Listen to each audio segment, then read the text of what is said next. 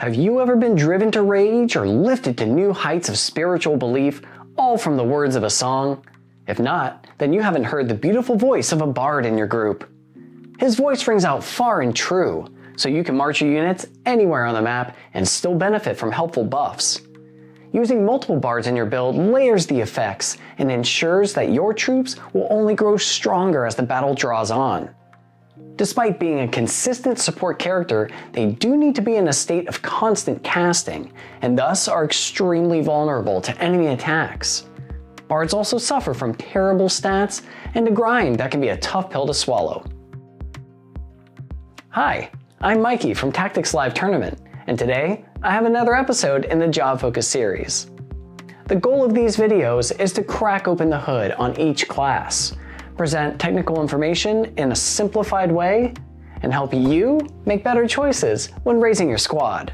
In today's Job Focus episode, we're going to do a deep dive into the BARD class, a strictly male job, looking at his equipment choices, how his abilities work, and touch on how to manage their stats. Perhaps you are getting on in the game, unlocking some advanced jobs, and are now opening this one up to round out your single-player roster.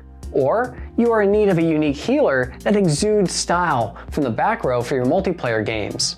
If so, then soothe your windpipes with some tea, tune up your guitar, loosen up that diaphragm as we get into a BARD Job Focus session!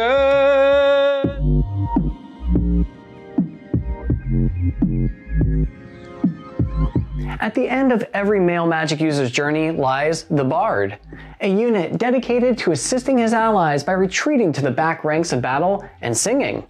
Yes, singing songs is his profession, and his music is capable of growing your units into unstoppable monsters, given enough time. Bards are best left to singing too, as they don't offer much value with their weapon choice beyond the lucky debuff. Their abilities are considered performances, so bards must be committed to the one song to sing, then must end that one to sing another. Bard's equipment doesn't do much to synergize with their abilities, which are generally unmodifiable. In addition, their stats will do little to buff those abilities that do scale.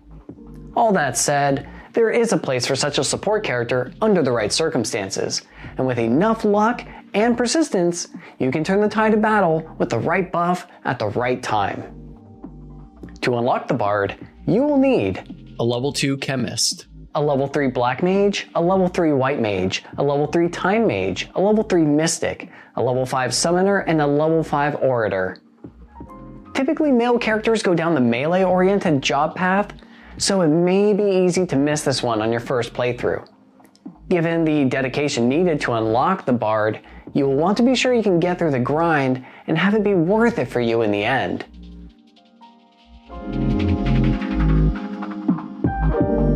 Let's find out what your typical lead singer brings to wear to concerts, to battle.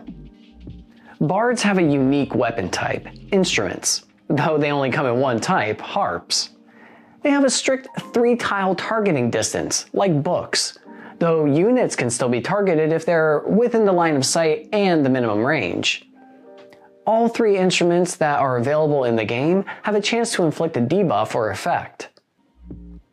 The damage formula for instruments is the average of your PA and MA multiplied by your weapon power.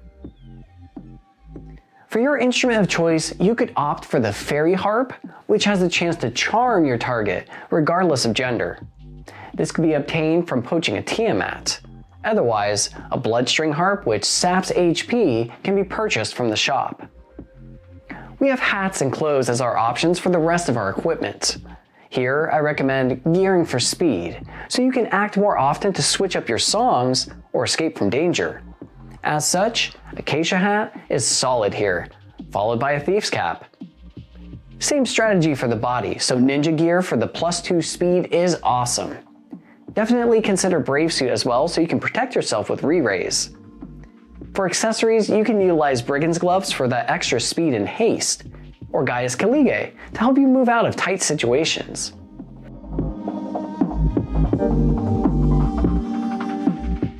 Let's take a look now at Bard Song, the ability set that allows the Bard to make his music so moving and powerful.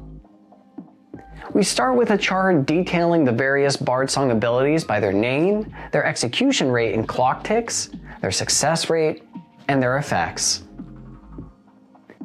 The first two abilities have variable recovery amounts based on the Bard's MA, with Life's Anthem healing an amount equal to your MA plus 10, and Seraph Song healing your MA plus 20.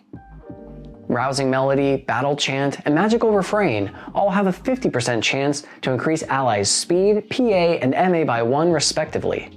Nameless Song has a 50% chance for each unit to randomly bestow a buff from the following: Re-Raise, Regen, Protect, Shout, or Haste. Finale has a 50% chance for each unit to be given Quick status, which can be a serious game changer that may actually be worth the wait. Onto reaction skills, we have Magic Boost, which will increase your MA by 1 whenever you lose HP. We also have Faith Boost, which will increase your Faith by 3 if you are hit with a magic attack. I am not a fan of either of these skills for this job, as you will want to avoid damage entirely. For movement abilities, we have the coveted Move plus 3. This ability alone may be worth a side quest for melee units, as this one extra bit of movement is a huge deal for units that need to get to the front lines quickly. We can also learn Fly, which allows you to move over all obstacles and up any height, but at a ridiculous cost of 5,000 job points. This is clearly meant only for true rock stars.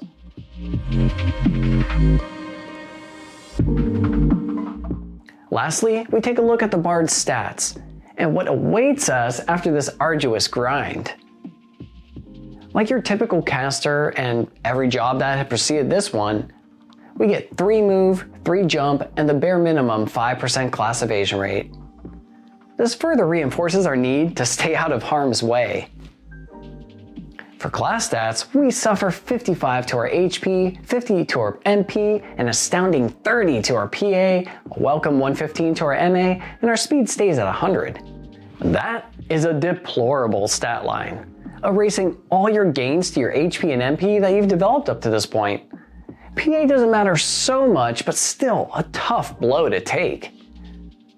For growth stats, we get the worst HP, NP, and PA growth in the game. Luckily, our MA and speed remain standard. Wow, this is truly where stat growth comes to die.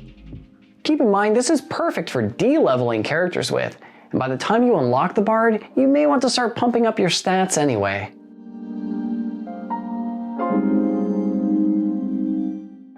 Perpetually cheerful without doing any of the hard work himself, the Bard is an interesting support character with dubious, if not reliable, benefits capable of reaching any allied unit. Keeping them safe and allowing them time to belt out important buffs can ultimately give your side an edge in battle.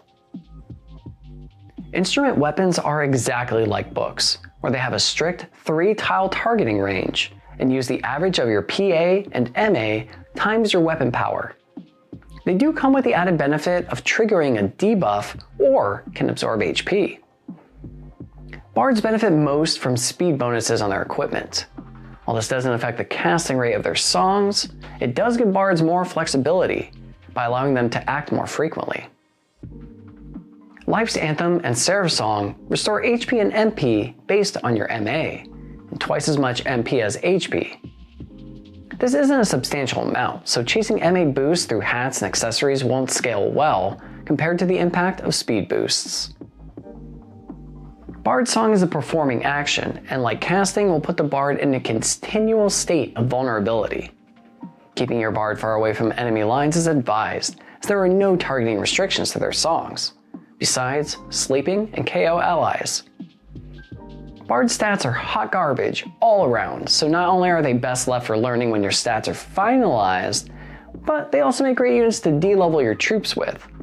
The Move plus 3 skill is very tantalizing for melee units, and unlocking the Bard for use and raising super stats can make the grind worth it.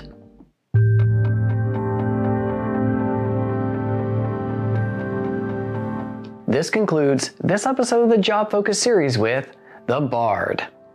I've always enjoyed having just one character saved for being a Bard in my squad. I go into it knowing that my female casters will be stronger while I level them up in parallel, the other male units dicing up foes in close combat. But despite the setbacks and ephemeral reward for unlocking this unique support character, I just liked having a dude singing in the back row. Sometimes it isn't about dishing out raw damage, it's about little moments of character and uniqueness that make a game memorable. If you remember the Bard fondly, let me know how you enjoyed playing them in the comments below. I get so excited to read the different builds and ways to play from you folks, many of which I hadn't even considered. As always, big shout out to Tactics League for hosting our multiplayer sessions, both Melee and Rendezvous. If you have your UMD backed up and curious about getting in a match, head over to the links in the description to learn more.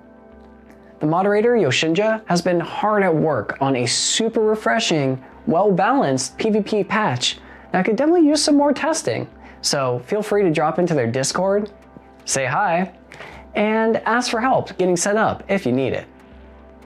Last but certainly most appreciated, throw out a like if you enjoyed today's episode on the Bard. Subscribe to the channel will help us spread the word of multiplayer tactics to more people, and or share with someone you would like to play War of the Lions with.